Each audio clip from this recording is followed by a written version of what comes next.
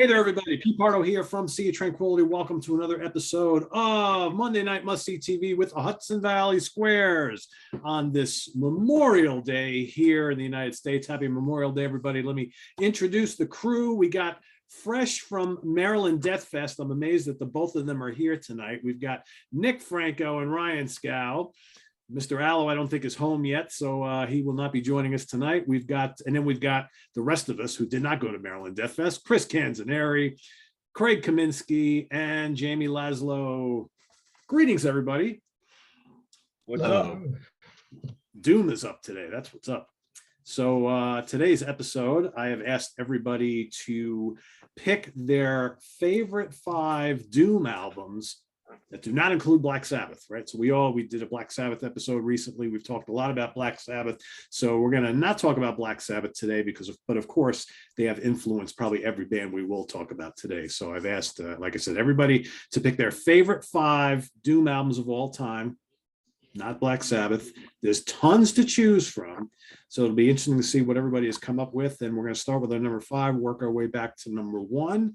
And we're going to go Nick, Cans, Craig, Ryan, Jamie, and myself, and then we'll work our way back around. So, Mr. Franco, good to see you back. How's things? Everything's good. Missed being on. My schedule vacations have been cropping up, but I'm glad to be here tonight. Thank you. Good to have you. Yeah. All 5 now or one? You're number 5. Okay.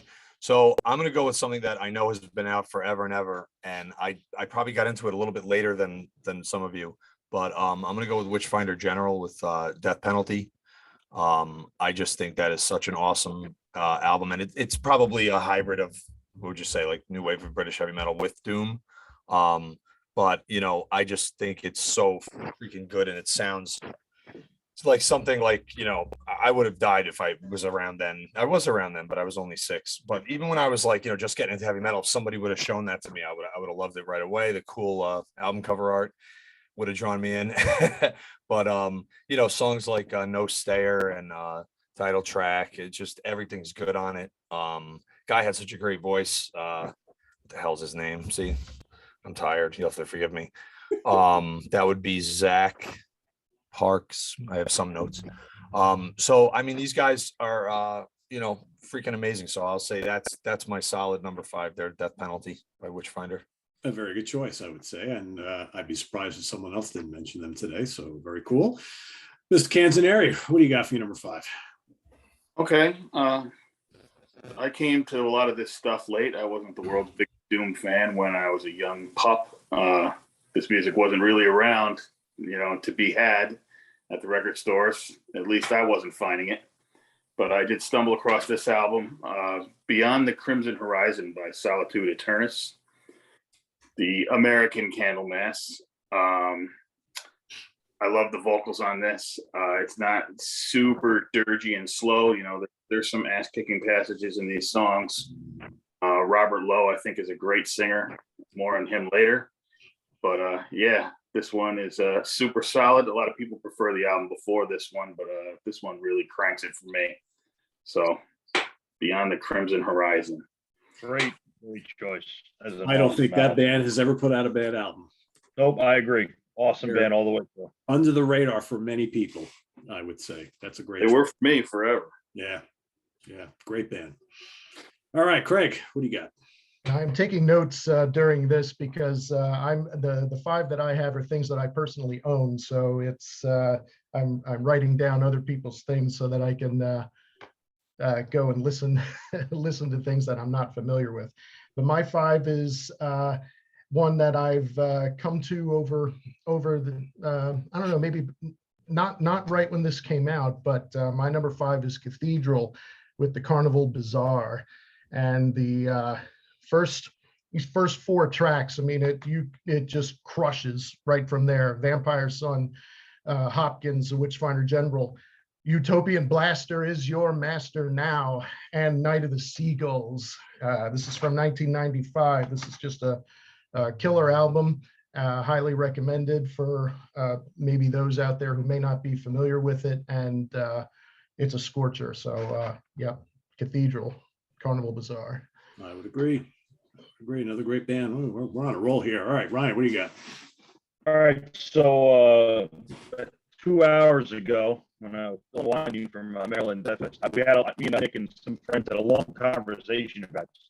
And one of my friends, she's like, "Well, if you're not going to talk about Sabbath, as we did last week, I'm not going to talk about Sabbath. Go a little more into the weeds, like go into the doom weeds, because I got a lot of doom metal. So, like, all right, I'm going to pull out some more obscure stuff that I really, really love. So, I don't feel like I'm neglecting anything, but I'm kind of digging into the archives here. So, this is 1985, Italy. And to me, this is like an archetype album because the band is Black Hole. The album's called Land of Mystery. And this album sounds like if you took early Black Sabbath and classic Italian, like Goblin, like the soundtracks to Fulci, Argento, that stuff, and you just smashed them together and did it perfectly. So it's got a lot of that Italian horror vibe, a lot of that, like, the vocals have that, strong inflection, Italian accent, a lot of keyboards, which really remind me of Goblin. But there's a lot of that old Black Sabbath doom metal too. Songs like Demoniac City, Land of Mystery, Bells of Death, Blind Men and Occult Forces. And it's got, obviously the picture on the back, real good Italian photo there. I've said before, I think only Italian bands can dress like that and get away with it. And these guys are, and when they started, I mean, like the first Italian band to really do this was Death SS, going back to the 70s. They were the first one to kind of play like that occult, heavy, dark metal that went along with all those great Italian Giallo movies that some of us love so much. So this is like a perfect soundtrack for that. So if you like old Giallo movies and you like Black Sabbath, Land of Mystery by Black Hole should be in your collection. Awesome, awesome album. They did some other stuff years later, which has its moments, but to me, this is like the one pivotal album. So my number 5 is Black Hole from Italy. And there's a shit ton of great doom metal from Italy. It's like a whole little separate universe of bands, but this is probably my favorite. So that's why I picked it. All the Italian bands, well, Black Hole. Yeah, I have never heard that, and I must hear that because everything you said sounds like something I would love. But you're absolutely right. There's a lot of recent Italian doom bands, dude, like kind of proggy doom type of thing. Yeah. This isn't too proggy, but I'm telling you, you would love the shit out of this. If you haven't heard this, this is right up your alley. Like that, the Goblin Sabbath, you would absolutely worship this album. So yeah, it's from '85, and it's fucking awesome. Yeah, I'm gonna seek that out for sure. Cool. All right, Jamie, what do you got for number 5? All right. I want to say before I dive into this that I just did a ranking the albums of Pallbearer with Pete a little bit ago. That's a modern doom metal band. And I said in that video, and I'll say it real quick now, different movements in rock history, going back from the British invasion to, glam metal to grunge. There's always been these movements. And after the 90s, I was always waiting for the next big movement to happen, the big era to get excited about, and it never happened. But a personal little era or a movement that happened was all these doom metal bands and sludge and stoner bands that kind of emerged about 15 years ago. And a lot of this stoner and doom kind of cross over, like with bands like Elder. They're kind of doing both at the same time. Cadaver, even like Baroness, and 18, 19 years ago, Mastodon when they hit. So 4 of my 5 picks is actually from the last 10 years. But number 5 is a classic. I will go with Epicus, Doomicus, Metal Kiss, because you can't deny this album. It's coming in number 5. It sounds so fresh. It sounds like it could have been released last week. You would think 1986, this is going to be kind of murky sounding and cheap sounding. It sounds big and new, and I love this dude's vocals. I don't know why they got rid of him after this album. What's his name? Johan Lundquist. Yep. Because the guy they got next for what is this? A Nightfall? I don't dig him at all. He gets on my nerves. For me, but I think this, and I thought it was great when he came back for this album a few years ago. So yeah, and this album's got the Sorcerer's Pledge, which is as good as doom metal gets, right? I mean, in the ending with the chick singing and the keyboards. So yeah, this influenced a lot of the things I got coming up next. So number 5. I just saw Candlemass with Johan about a month ago, and he quit the band, or he was fine. I don't know, and he didn't do anything for 30 years. He came back. His voice hasn't aged a day. He sounded amazing. They played most of that album live, and it was incredible. When they started going, they opened up, I think, Solitude from that album. Oh my God, it was unbelievable. It was like hair standing up. Good. Cool. Awesome. All right, before I get started on my first pick, I do want to mention we have a brand new Sea of Tranquility shirt in the store. So check it out. Pretty cool. Got this kind of evil looking moth, right? So that's available in the link below. So check it out. My number 5, I'm going to go to 1986. Third album from this band. You really can't have a discussion of Doom without talking about Saint Vitus. Born Too Late. Heavy as all hell. I mean, you talk about the career of Saint Vitus, most people either cite this or possibly one or two other albums, but man, title track, Clear Window Pane, The War Starter, Lost, Feeling Thirsty and Miserable. I mean, it's just so heavy. It's the first album with Wino on vocals, and he sounds great on here. You can't go wrong with this. It's got the raw, murky production values that you love about St. Vitus. It sounds like they're playing at a cemetery or something. So heavy, so much fuzz, so much bottom end. It's grimy. It's great. St. Vitus, Born Too Late. That's my number 5. Back to Nick. And I'm going to go right in with Nightfall by Candlemass. And I love Messiah Markland's vocals, but that's what makes these discussions so cool, because we all like different stuff and prefer it. I saw Messiah Markland perform with them years ago in Sweden, which was pretty incredible. So yeah, Nightfall to me that's an album that really stands out. And it was released not long after, a year later from Epicus Doomicus Metallicus. And yeah, you really can't for me, At the Gallows End is like one of my favorite heavy metal songs of all time. But the whole thing is great. The Well of Souls, Bewitched, of course, is like so singable and cool. So, what's that? Fucking Samaritan on that.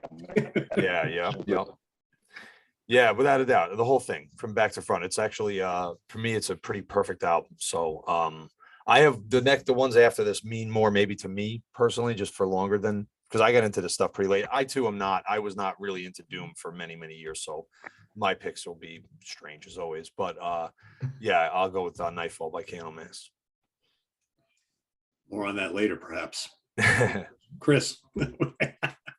Hey, we'll probably all be mentioning the same bands at least once or twice. So I'm going down the Craig Road. I'm going with The Ethereal Mirror by Cathedral, which is an album we talked about, I think, on the Guitar Show fairly recently. Look at that cover. It's badass. And this is my favorite Cathedral album. I think they kicked it up a notch from the previous album, which was very sludgy and doomy and slow and dirge-like. And this one, they picked it up a little bit. It's a little faster.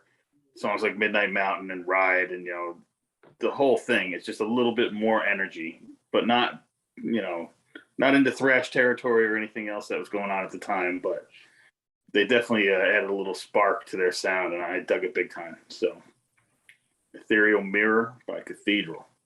Have it on cassette. Great Still sounds great. Yeah.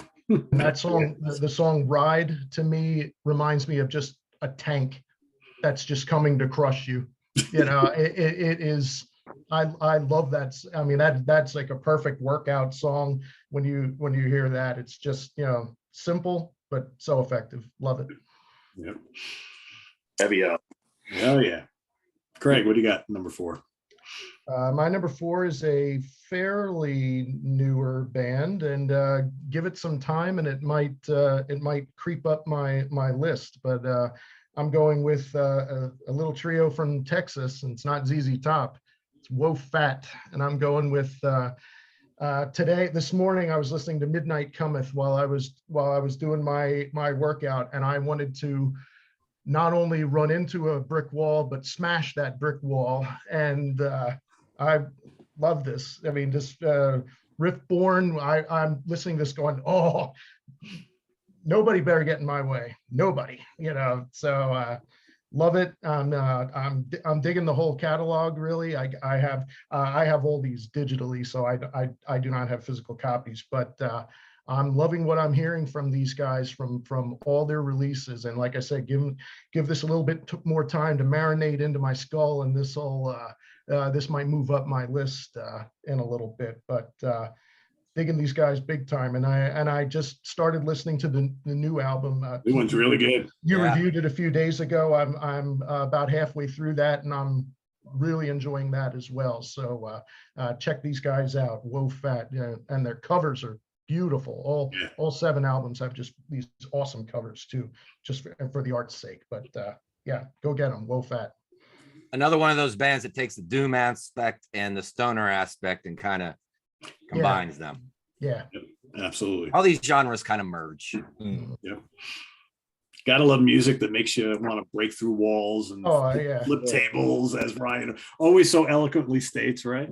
All right, Ryan, what do you got number 4? It's funny. It's funny you mentioned brick walls. We saw destruction at Maryland. I was at the edge of the pit. There was some big boys in there. I felt like a couple fucking brick walls ran into me a couple times. So still feeling that. So I'm gonna go with I'm gonna go in the weeds again. Pick some weird stuff. So in the late '90s, early 2000s, the label started called Southern Lord, and they varied over the years. But when they started, they were like right to the point, doom metal. Like that was the thing. Everything they put out was very doomy.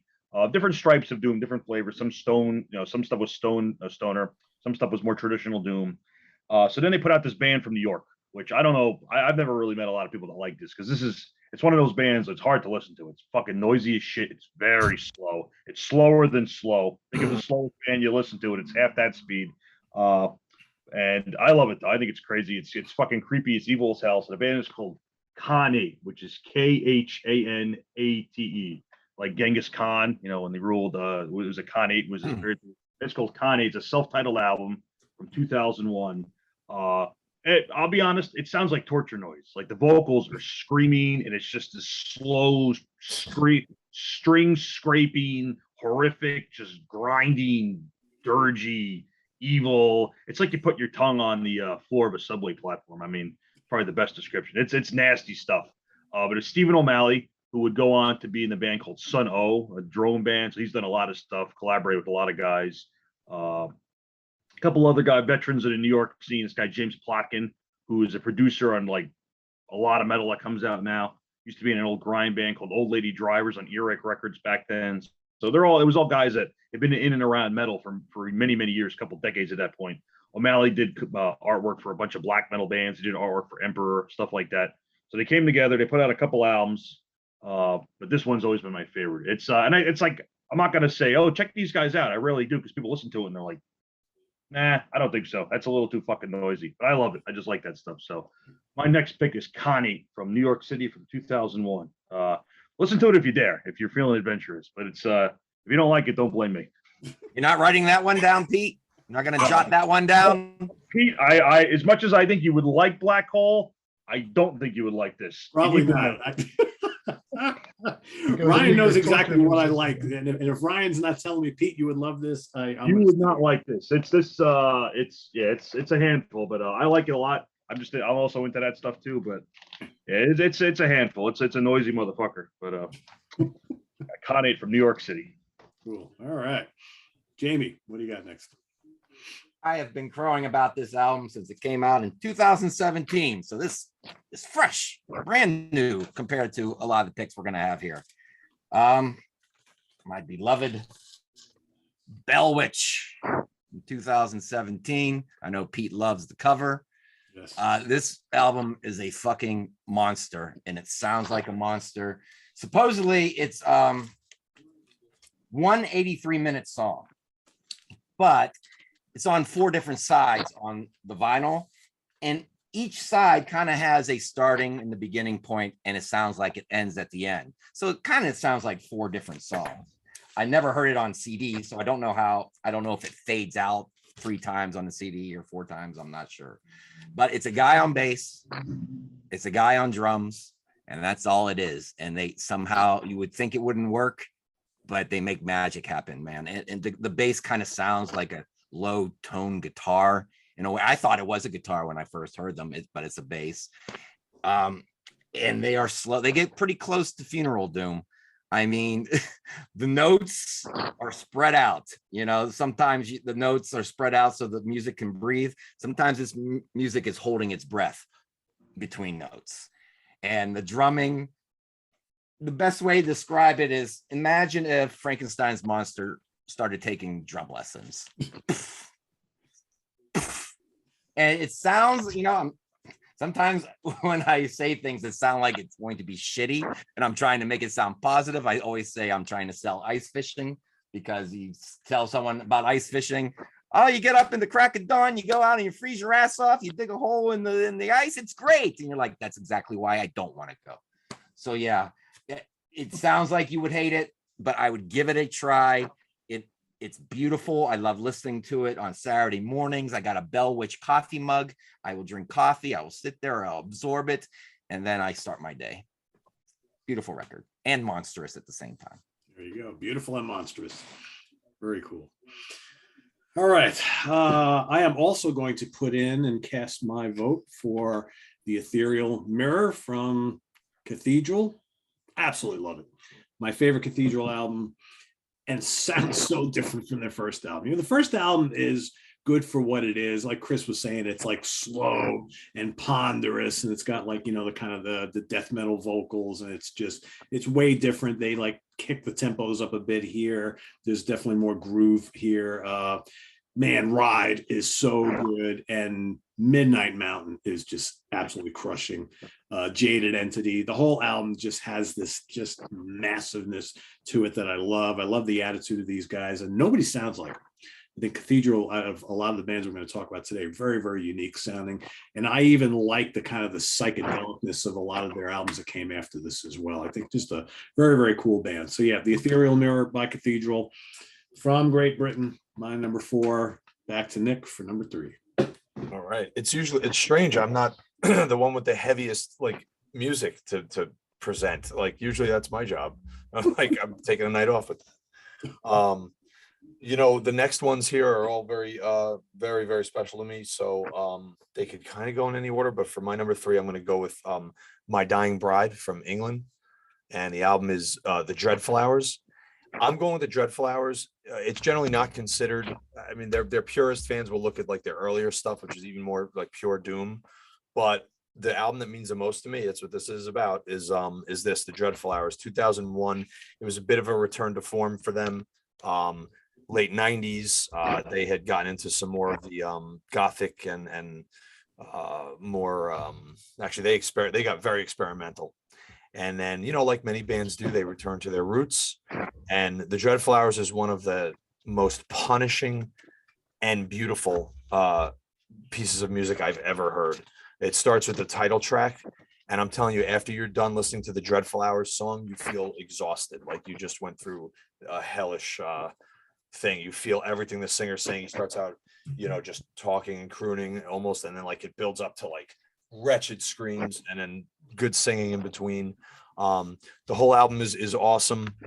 It features a reworking of a song from their debut called The Return into the Beautiful, which is they make it even more epic and fucking pain laden. My Hope the Destroyer, they have violins in their sound. I mean, they definitely merge with other styles, but this album is a journey that from the instant I heard it, it sounds every bit as punishing as it did when I first heard it. And I highly recommend it. It came out in 2001, I believe. So yeah, that's My Dying Bride from England. The album is The Dreadflowers. I did a lot of partying this weekend, sorry.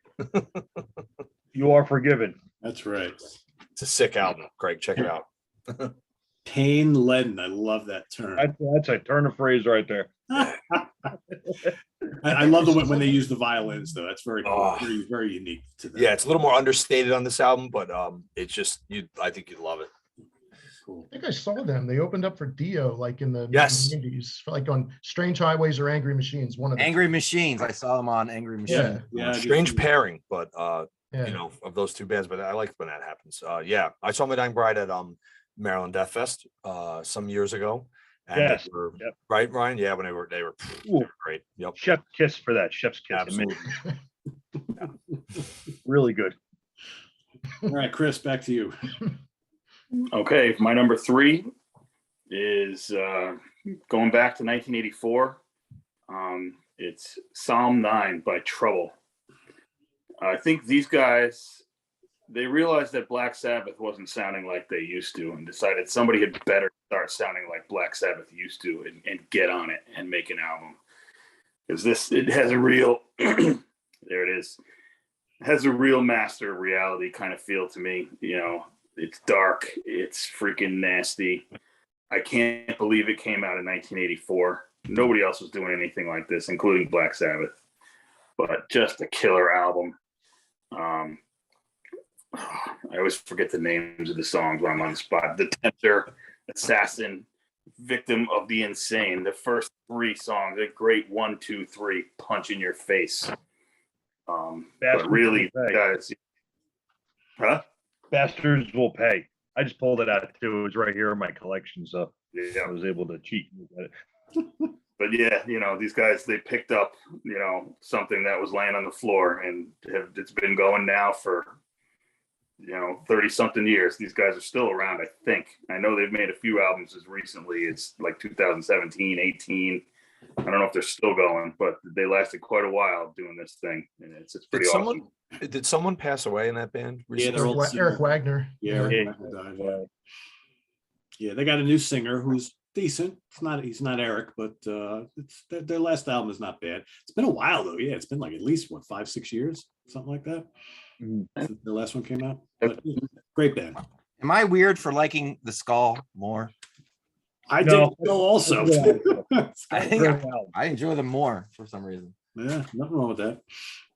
Cool. All right, Craig, back to you. All right, my next one is from 2003, and it's on Southern Lord Records. So Ryan and I are going a little bit alike, and this one's a Clash of the Titans, where we got two notable guys. And this band, I tried to listen to some of their other albums since I love this one so much, and I just weren't doing it for me. So I'm just gonna have to stick with this one. This is Place of Skulls with Vision. This has Wino and Victor Griffin from Pentagram, and they split vocals. They do about half and half, and with 2 guitars, and just a really good crushing sound, but clean vocals from Victor. And Wino is one of my favorite vocalists. He has just such a weathered, I would say weathered and wise, something with his vocals. It's just, they're almost relaxing, but yet I really enjoy the sound of them. But these, most songs are mid-pace to slow, but their other albums I tried to get into. I think maybe the lyrics were maybe a little too Jesus-y, but this was the only one that Wino was on, so that's why I had picked this up. So but yeah, 2003, Place of Skulls with Vision. Cool. I'm gonna check that out. All right, Ryan. All right, we'll go back to an album that I will recommend to you. So I figured Candlemass would get pretty good coverage because I love them, and they're an awesome band. But I'm going to go with a band from Russia that only put out one album, which is it's right in that vein. So if you like Candlemass, you like Solitude Eternus. But I put this up there with any of them. I think it's just as good. The band is called Scald, like you scalded your hand in hot water. The album is called Will of Gods. The Gods is Great Power. There's a great power. So they came out in the mid 90s. Obviously, Russia at the time wasn't a hotbed of metal, still arguably isn't. They put out a couple demos and one album, and then their original singer passed away right at the same time. So the band broke up for decades. And I never heard of them until pretty recently. They were kind of like one of those lost gems. As deep into the weeds as I am with this stuff, this band escaped me. But High Roller Records was nice enough to reissue a lot of this stuff. So I got a nice vinyl reissue last year. I got it on CD a little while before that, but man, yeah, if you like Candlemass with like those soaring vocals, Solitude Eternus, like the clean vocals, very epic, traditional heavy metal, but very triumphant stuff. Yeah, this album is just a 10 out of 10, absolute masterpiece. It is, I'm not going to say lo-fi, but you could tell that they didn't have a lot of money to record. So I think the recording sounds good, but it wasn't done. Like you say, the first Candlemass sounds like $1 million, like it, considering, because they didn't have a lot of money either. And that album still sounds tremendous. So this album sounds more like you'd expect a Candlemass to sound given the circumstances. It's a little little raw, but still very, very listenable. But yeah, every song on this is just 10 out of 10. It's absolutely amazing. I've probably known about these guys for 5, 6 years now. They came back. Now they got a Felipe Plaza, who plays in a bunch of other Doom bands, also plays in Destroyer 666. This guy's all over the place, but got great vocals. There's some footage on YouTube of him singing show. They did a couple shows in England, or sorry, in Europe, and they put out a 7-inch single of some new material. So they are coming back, and should have a new album out at some point. But yeah, this album from 1997, Will of the Gods is a great power.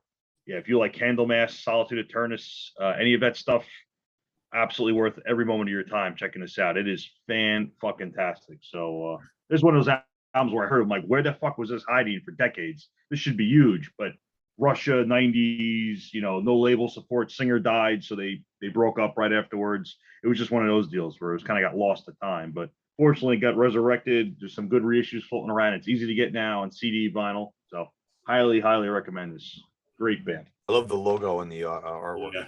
Yeah. Yeah. Oh, and this art, yeah, the reissue art on this vinyl is just with the Viking boat on fire there. Yeah, it is really cool. The logo is cool too. It's a little hard to read. It's not like squiggly line stuff, but it does say Scald if you look really close.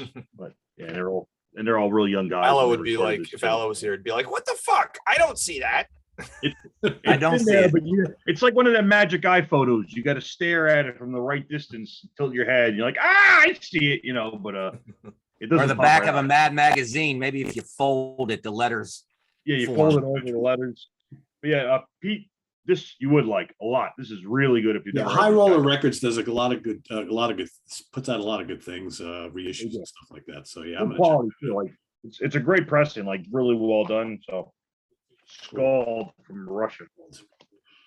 All right, Jamie, back to you. All right. I almost didn't pick this record.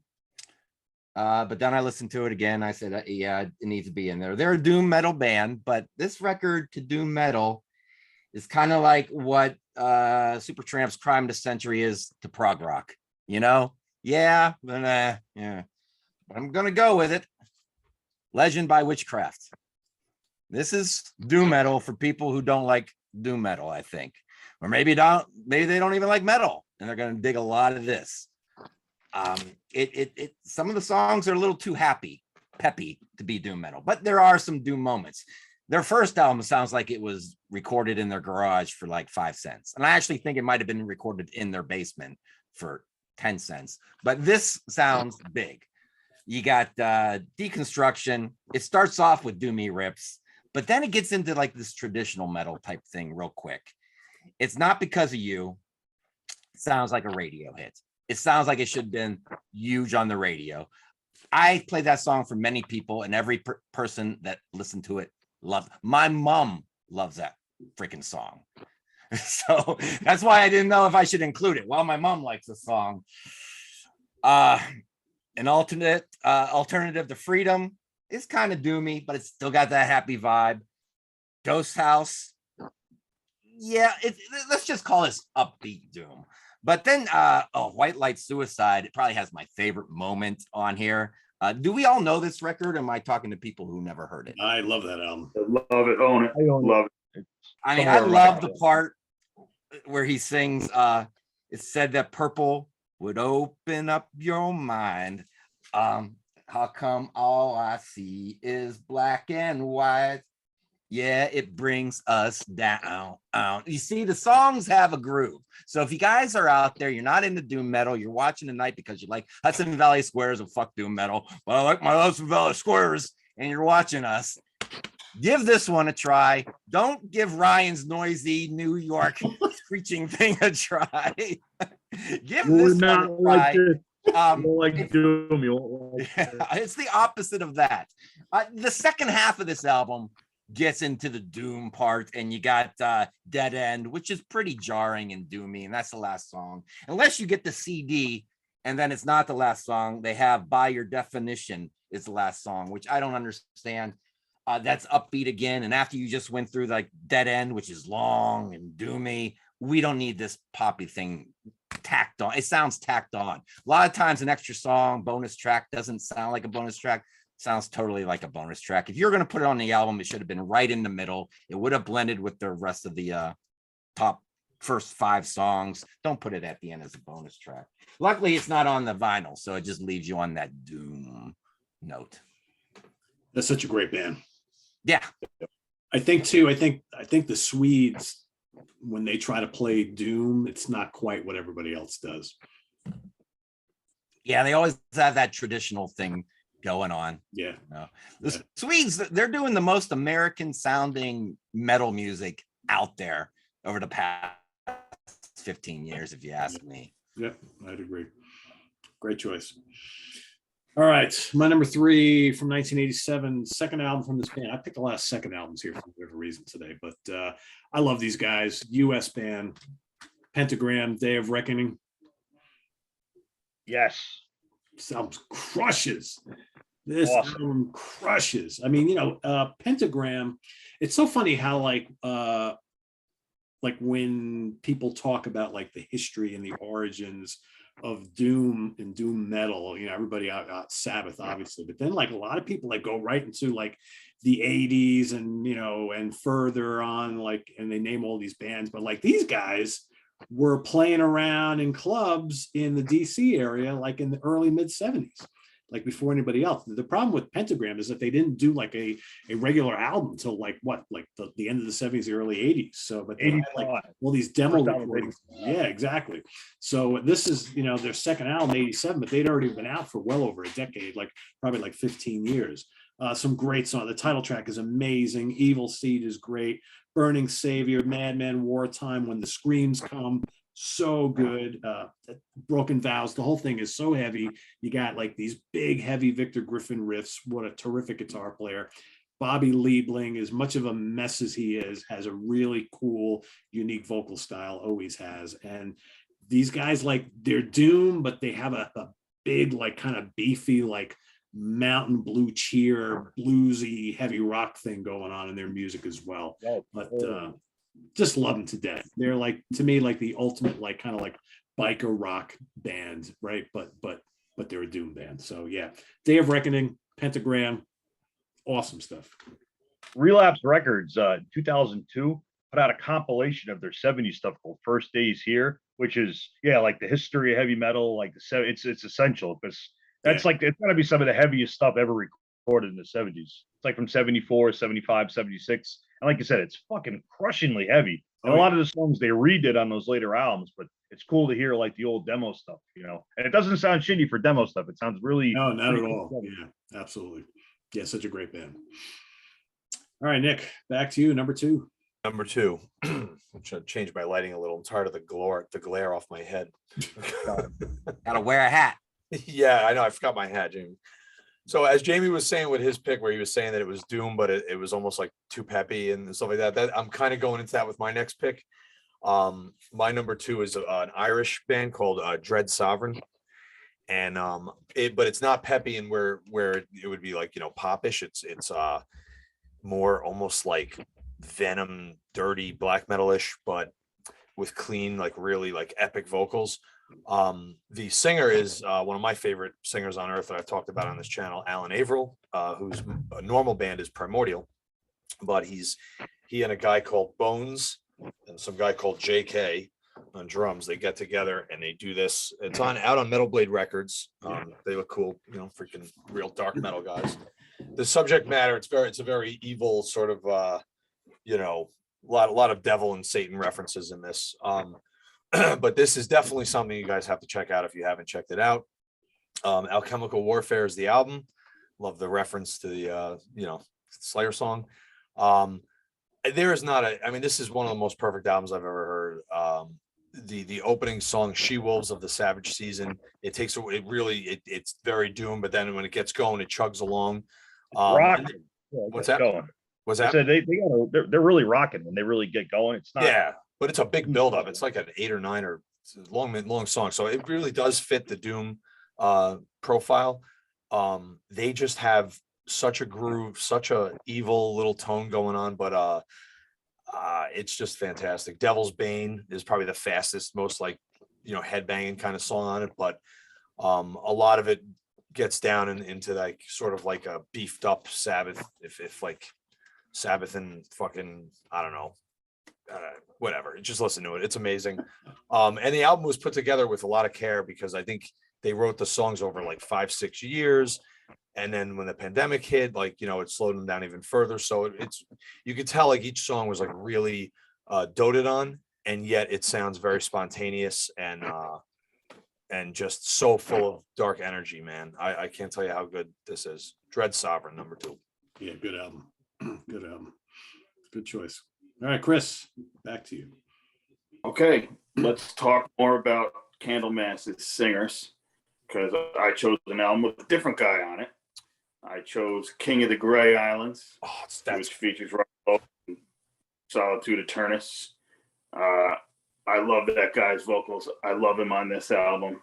This whole album, the production is just so, it's like so upfront, in your face, just crushing guitars.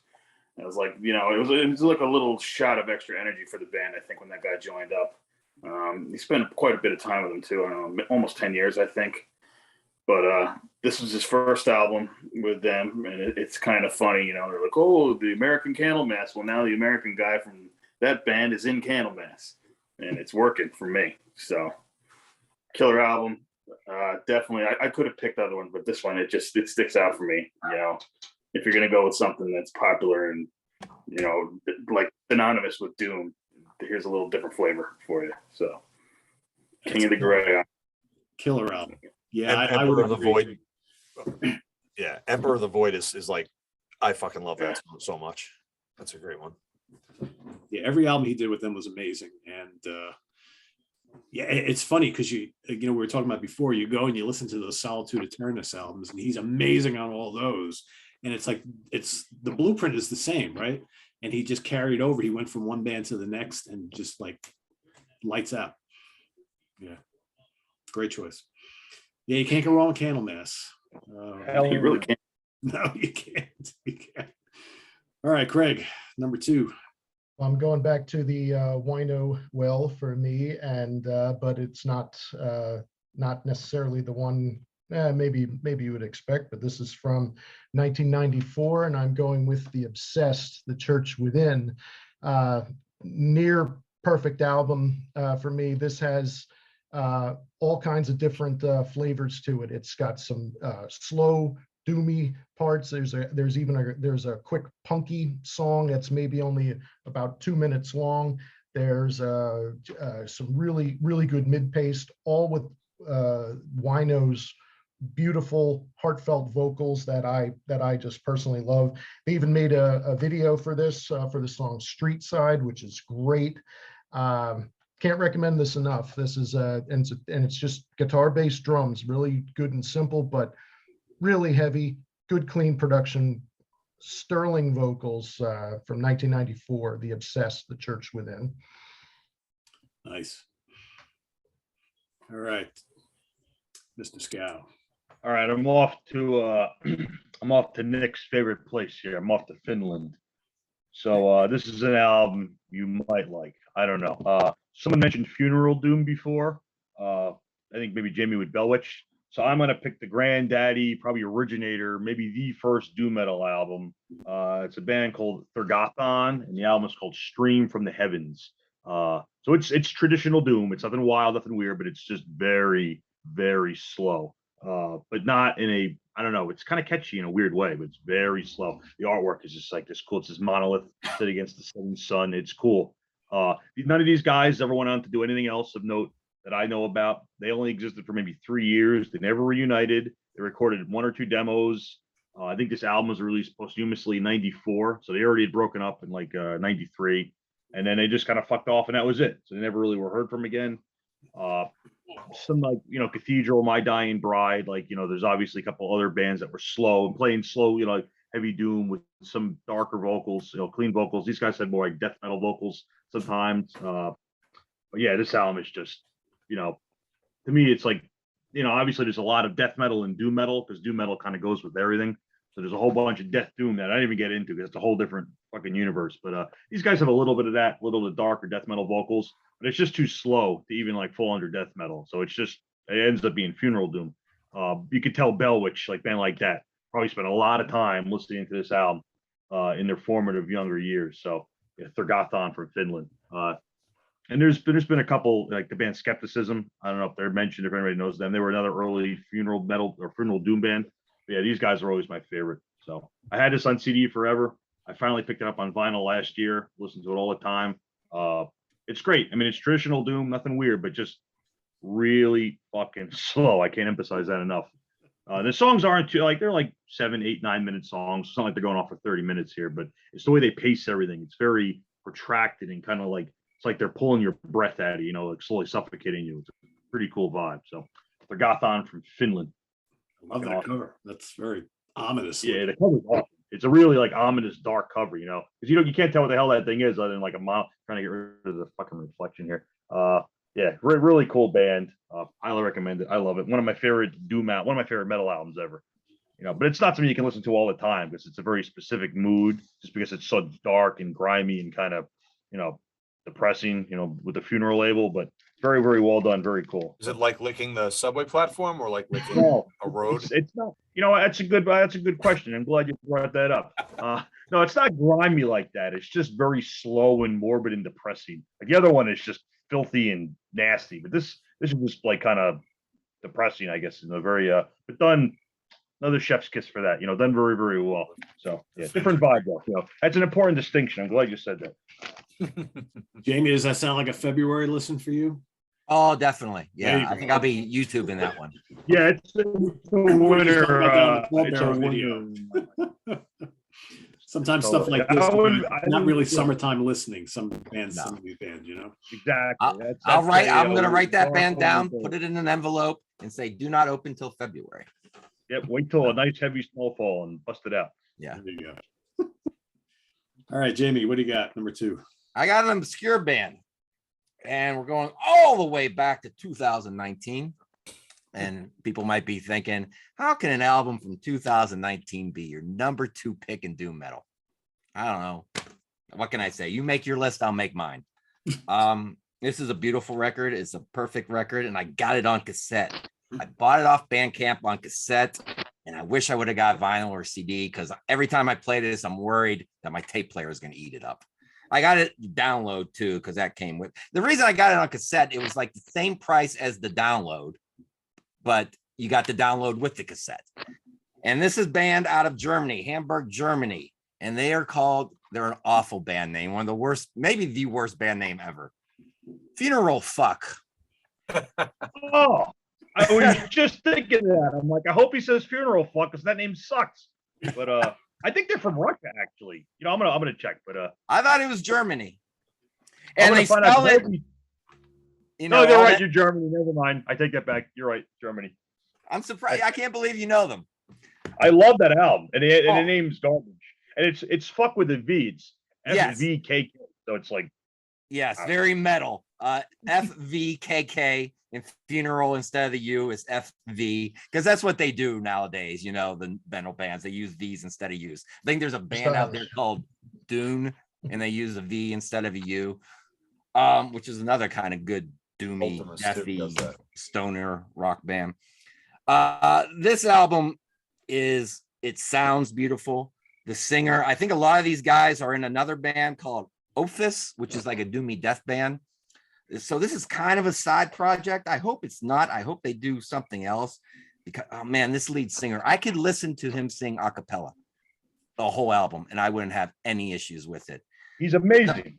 The balance of treble and bass on this album is perfect. The drums are crisp. There are guitar riffs that just give me goosebumps. And the theme of the whole album or cassette is all the dark secrets that the Catholic Church kind of puts under the mat, because you got, if you look at the cover there, you got the little boy he's on his knees, hopefully because he's getting communion. But you got songs like Chapel of Abuse. It's just beautiful. And the Hollowed Leech is just killer guitar riff, traditional metal mixed with doom metal. It's emotional. it sounds, it's a 5-star album for me, but it sounds like a 5-star album that everyone should just know. I can't believe that very few people know about this, and that's a fucking shame. Fucking with a FVKKING. Fucking shame that more people aren't listening to this beautiful album. And that's what a lot of doom is. Beautiful and ugly at the same time. And that's the beautiful and ugly thing about doom metal. So yeah, Funeral Fuck, Cardinal Confessions. You can't find it on CD. It's out on YouTube. You can YouTube it and listen to it. But you can't buy it really anywhere. There might be a vinyl copy for $80 on Discogs. You know how Discogs is when it comes to that kind of stuff. So yeah, check it out. Funeral Fuck. One of the great band names of all time. One of the worst. They were probably trying to think of it, and they were like, something with funeral, fuck. There you go. There, that's it. That's it. We have a winner. There it is on CD. Oh, cool. There you go. Wait, I thought it doesn't exist. It exists. It just sold out quick, and you can't find it. I bought it right from the band. That's where I got it. But yeah, it sold out like immediately. Now One of only 100 they copies, didn't right? repress it into. Yeah. Yeah, This yeah, is it number sold out very 55 of like 100. There you go. That explains it. All right. My number 2, 1990, fourth album by this band. Their first album on Def Jam Records, produced by Rick Rubin. Self-titled From Trouble. I've always had a hard time like deciding which is my favorite Trouble album, because I like the really early ones like Chris with Psalm 9, Love the Skull. But I don't know, of late, I'm gravitating towards this one. This is like the fun Trouble album. It's got so many great riffs and grooves. This is kind of like their stoner album, sort of, right? Kind of goes from straight doom into, what we know is like stoner rock, stoner metal in the 90s. But yeah, so many great tracks on here. Riffs to die for. I love Eric Wagner's vocals on here. At the End of My Days is just such a great song. This should have been a really big album for them, and it wasn't, which is a shame. But yeah, self-titled Trouble. Love, and they look totally badass on the cover there too. That's my number 2. Number 1, here we go. Nick, what do you got? All right. So for my number 1, this is an album I got pretty much right when it came out. Is an English band, a bit on the obscure side, and it shares. There's 2 bands by this name that I know, but this is the UK version of Solstice. And I'm wearing the shirt. I could have picked their latest album, White Horse Hill, because it's amazing. But I'm going to go with the one that I first heard when it came out, and that is New Dark Age. It came out in 1998. Yeah, right. You already know. I got the CD from Misanthropy Records back in the day. And then I picked this up at a record, like a convention, or from Dave Galvano, great guy. So anyway, I know there's a lot of glare, but anyway, this thing, this is the most I've ever paid for a vinyl. This cost me 75 bills. I remember that. Because it's extremely limited. So how to describe them? Well, lyrics like poetry, clear, epic, voice on the singer, Morris Ingram, who's no longer their singer. But I mean, the first song, it's New Dark Age, The Sleeping Tyrant. It's 10 minutes, 46 seconds long. And this is the type of doom metal that you would listen to before riding into battle. So it's like really epic, fantasy laden. Like I'm telling you, the lyrics sound like poetry. And the whole thing just, there's ethereal moments where it's like, with the acoustic guitar and like he's just singing quietly, like that kind of shit. And then there'll be a 10-minute epic. My favorite song on it that everybody has to listen to is called Hammer of Damnation. Just one of the most epic choruses. You're just going to be like, Craig, don't work out when this is on. You're going to definitely tear the sheetrock down. But yeah, I gotta say, guys, it's one of my favorite heavy metal albums of all time.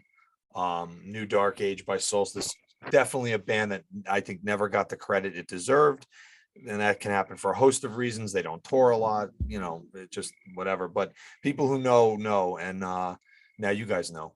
Go out there and listen to it. Solstice, New Dark Age. Fucking Nick, amazing. the second song, Cimmerian Codex. I mean, that's Oh, Robert E. Howard, Conan the Barbarian. So Yeah, it doesn't yeah. get any more fucking epic than that. So, yeah, you're absolutely. That's right. Yeah, yeah. nail on the head. Yeah, I was nail gonna, on the head. yeah, yep, exactly. So I mean, you're talking like that epic fantasy shit that I know we all love. So it's really good. Check it out. That's my number one. Fantasy laden. We got pain laden, Pain laden, fantasy laden, Torture. Not at all. torture, licking subways. We're good. Funeral. It's all fuck. the visual fuck. metaphors. Yeah. Michael's going to be busy with all the takeaways from tonight's episode. Let me tell you. Writing it down. All right, Chris, you're number one. Okay, my number one. This is for the guitar players out there.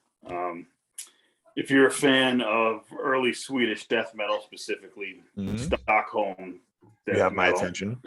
no, there's a Boss guitar pedal called the heavy metal pedal, the HM2, I think it is, that you can't buy. I think they just reissued it, but you couldn't get one for less than $250 because that's what they used on all those early Entombed albums and Dismember and Nihilist, and so if you wanted that sound, you bought that pedal. This band with one album has done the same thing for the Boss FZ2 fuzz pedal, which you cannot find, and it's Dope Throne by Electric Wizard.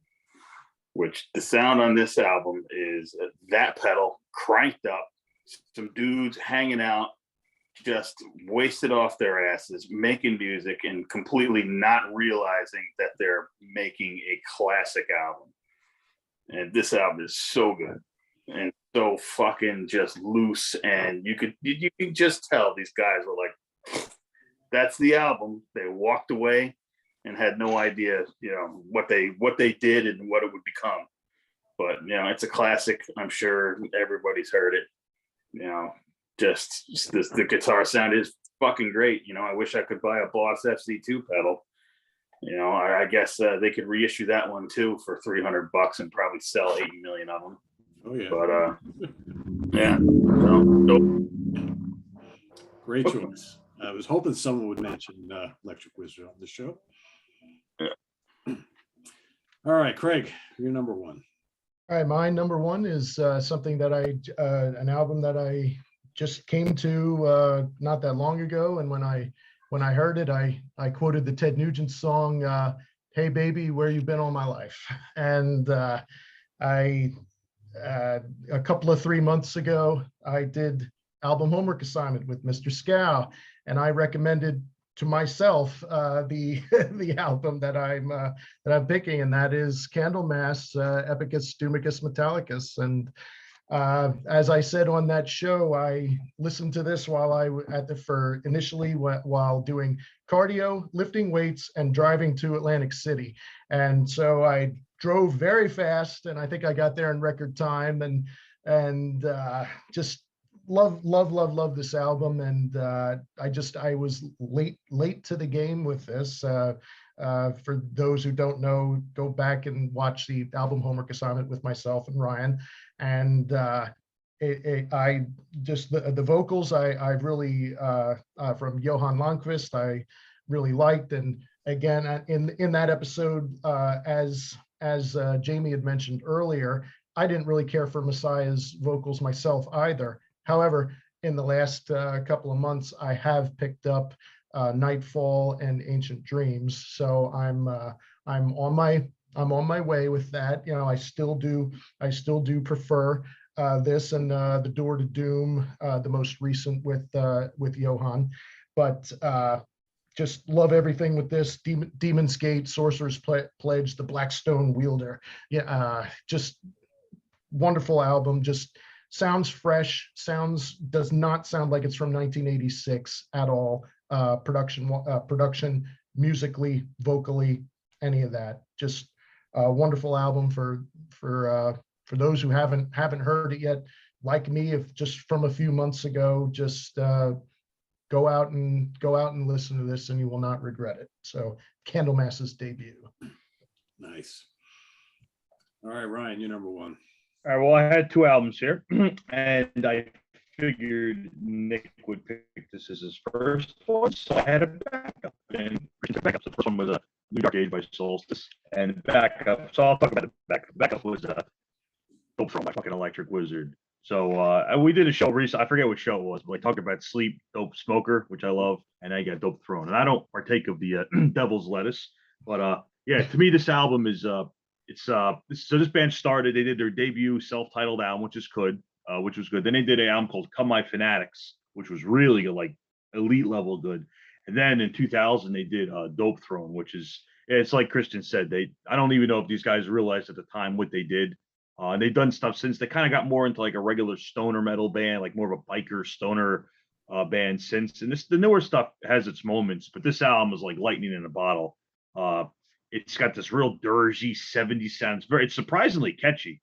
And the guitar tone is just, it's what I heard this when it came out, and I couldn't fucking believe that you could make a guitar sound like that. And I got a lot of fucked up music, I won't lie, but it's like a mix of like fuzzy, but disgustingly heavy, but yet not like all washed out. It's like audible. You could really discern the riffs.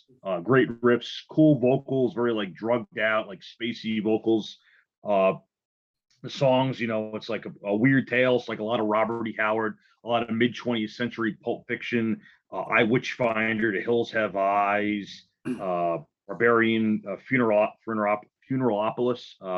Yeah, just like a lot of like spacey H.P. Lovecraft, old Hammer horror, old Weird Tales magazine, like all that shit, all that cool 20th century stuff. They wrapped it all together. It's got this cool artwork of Satan smoking up a bong there with some weird towers and shit in the background, evil faces. Yeah, this album is like, I know I said of Sleep that it was like Black Sabbath obviously had the first three albums, and Black Sabbath got experimental, and that stuff's great too. But if Black Sabbath had kept going deeper and deeper into the pit, just digging down, and this album's I think an even better representation of that.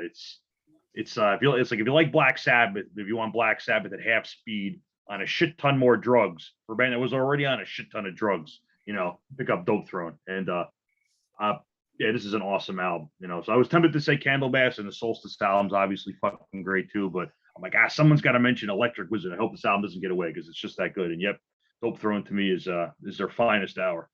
Awesome album. Highly recommended. I love it. And just for the guitar tone, because the guitar tone is just like Christian said. I'm not surprised you can't get that pedal. There's probably a lot of bands heard that. They're like, how the fuck did he get that sound? We want that pedals, those amps, that combination, because that sound is ridiculous. And and the stuff they've done since, it has its moments, but they never really recreated it. And the guitar was never just out of control heavy as it was on this. So, yep, Dope Throne. Yeah, agreed. It's just, it's really, I don't think I own a single album with a tone as ridiculously heavy as that. It's like its own little dimension. Yeah. And they probably could never do it again if they wanted to. It's like one time done. That's it. Lightning in a bottle. It's hard to recapture that magic, Exactly. Cool. All right, Jamie. All right, we're covering a lot of ground. I like how we got classics and we got obscurities, and I like how I picked newer stuff to take care of that corner of the world. I'm wearing Yob. I think they would have came in at number 6, so instead of including them, I wore the shirt. But I'm going number 1. Pete and I, not too long ago, counted down their albums. If you haven't seen it, we counted down we ranked the albums of Chemists. And my number 1 was Hunted, which is, this is one of my favorite, maybe my favorite newer band. But if I made a list of my favorite bands now, it's hard to stray away from the classics that are in my DNA, but I often want to put them in there. I just want to throw them in the mix, with all the bands I've been listening to for 45 years. This is probably my favorite, if not my favorite, second favorite album of the last 10 years. It's a bona fide classic in this house. Above the Water, Candlelight, Three Gates, all great. They incorporate a little black metal vocals here and there just for spice. Three Gates is a little bit more upbeat, and I think it's almost like 50-50 clean vocals to the black metal vocals. And the vocals are done by 2 different guys. The black metal vocals is separate. And the 2 guys that sing are like professors at the University of Colorado or some shit. So these are smart guys.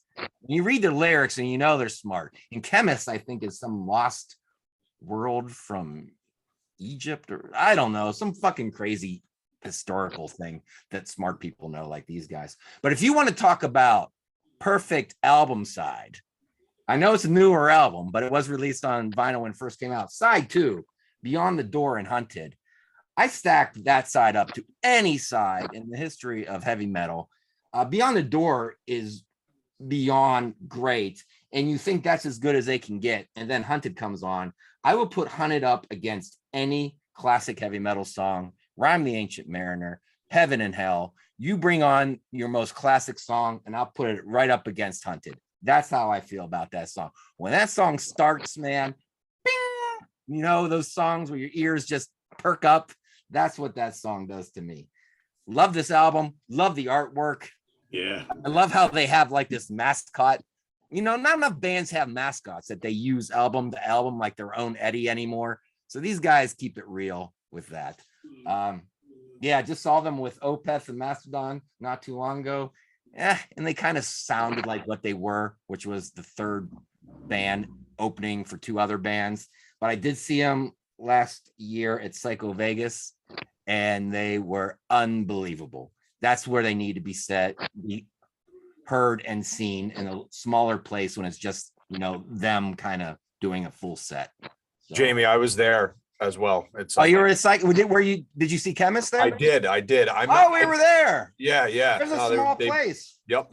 That was like the return. That was a great fest. I wonder how close we were to one another in that little place. Probably not too far. Right. There you go. Cool. Yeah, that's a good album. Definitely good album. Good band. A lot of variety in their music, which I really like. All right, my number 1. God, this has probably been my favorite Doom album by anyone not named Black Sabbath for quite a long time, since it came out, actually.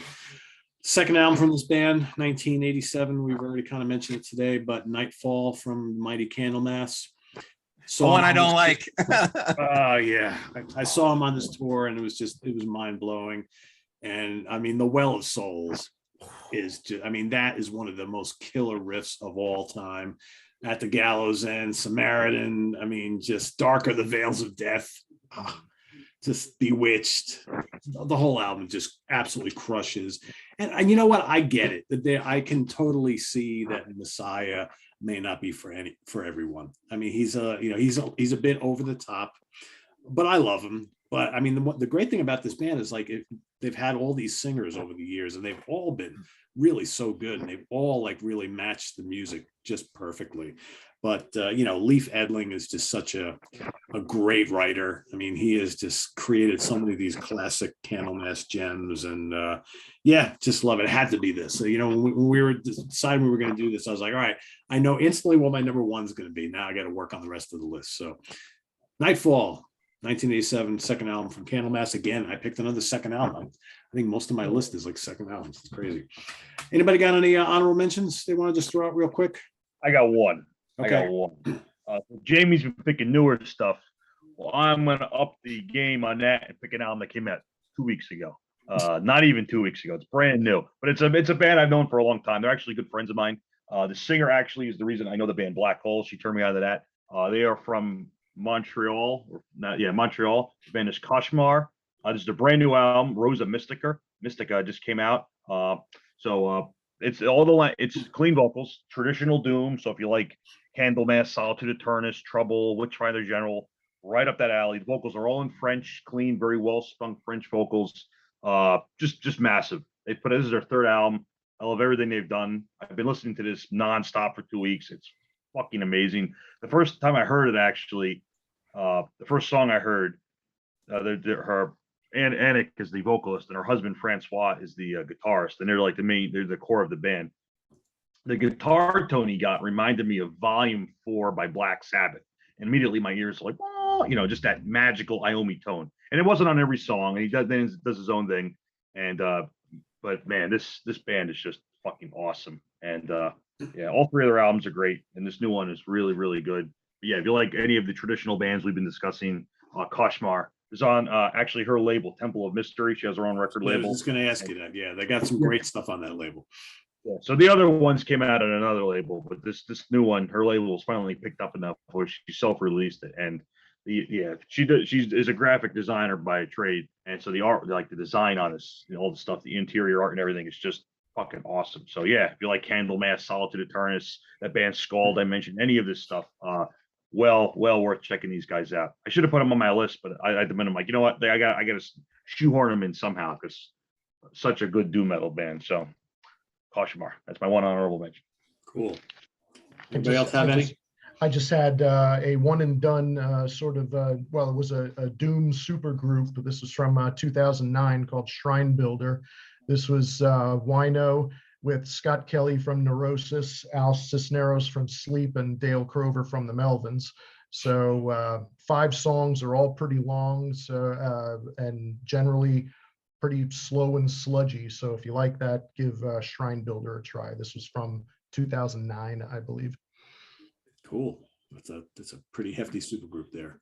I think I mentioned it briefly, but the last Solstice album, 2018, White Horse Hill with Paul Kearns, an Irishman on vocals. He's somehow even a better vocalist than the guy that was on this one. And it's stupid how good they are. Brian can back me up on that, right? I saw them in Ireland and they were fucking amazing. You can eat. I like telling Nick that. You can eat. I know. I like that. Every now and then I tell Nick that I saw them in Ireland. Lick a Subway Go eat platform. shit. No, yeah, they're one of the, honestly, in my list of bands I haven't seen before I freaking die, they're up like 1 or 2 of the top bands I want to see again. I can't say enough good things about them. Hopefully, I don't know if they'd ever play the US, but yeah, they weren't the reason I went to Ireland to see a show. But they were the higher bands in the building, and they were fucking awesome. So, yep, they were good. Solstice. I want to throw a shout out to Pagan Altar. Oh, how did I forget that? I've been waiting, Ryan. I'm like, okay, well, I'm gonna throw them out there. That's why I was kind of asking you before, like, what label was the other album? Because I'm like, I figured that would have like sparked something there. But yeah, Pagan Altar, pick any of their albums. I mean, you know, they're listed as like a new wave of British heavy metal band, but you know, they're another one of the early '80s doom bands. And I don't know, Judgment of the Dead. You can go with any one of their albums. Really, they're all really great. Terrific stuff, and very unique sounding because their vocalist was just had such amazing. Yeah, they're one of my favorite bands ever. I don't know how I forgot them. I don't know either, but I'm glad you mentioned them because they are. We did a whole show on them a couple months or a while ago. We did a whole fucking show on the band. Yeah, they're really good. Yeah, I also had Solitude Eternus on my list. I had Into the Depths of Sorrow, their debut, which I love, but I like all of them. I had Witchfinder General on my list too. I had the Electric Wizard album on my list. Sleep, either Holy Mountain or Dope Smoker. They're both terrific as far as I'm concerned. And one of mine, well, it's not that recent anymore, but Down's debut, NOLA, from 1995. Just absolutely love that album. And again, that's kind of crossing the line between like doom and stoner quite a bit, but I love that too. So anybody else got any others? Elder is kind of crossing the line between stoner and doom as well, but I really like Dead Root Stirring by them. I think it's their great guitar playing, kind of like in an Earthless kind of way, but a little doomy too. Love that band. Cool. I got one quick one, Pete, because I promised a friend when we were talking about it. She's like, "Oh, you got to mention the Sleep reunion album, The Sciences, which is came out in 2018, 2019. Yeah, fucking. If you like the first couple of Sleep albums, you haven't heard The Sciences, amazing, really, really good. And wasn't that like a surprise release? Like nobody knew it was coming out until it dropped. Yeah, it just showed up one day, and it's fucking awesome. Yeah, we were like, holy cow. It's like, why did this not get any more like press? It's just, but it's just there. It's like, boom. It showed up. Yeah, which, and it definitely surprised a lot of us. So cool. All right, there you have it, everybody. Our favorite doom albums that are not named Black Sabbath. So down in the comments, let us know what some of your favorite doom albums are. And thanks everybody for watching. Visit us on the web at www.seaoftranquility.org. We're on Facebook, we're on YouTube, all together, all the damn time. See you all next week. Have a good rest of the week. We'll see you tomorrow night on In the Prague Seat. For Nick Franco, Chris Canzaneri, Craig Kaminsky, Ryan Scow, and Jamie Laszlo, I am Pete Pardo. Good night, everybody. Enjoy the rest of your Memorial Day for those of you here in the States, and we'll see you all tomorrow. Take care. Bye-bye.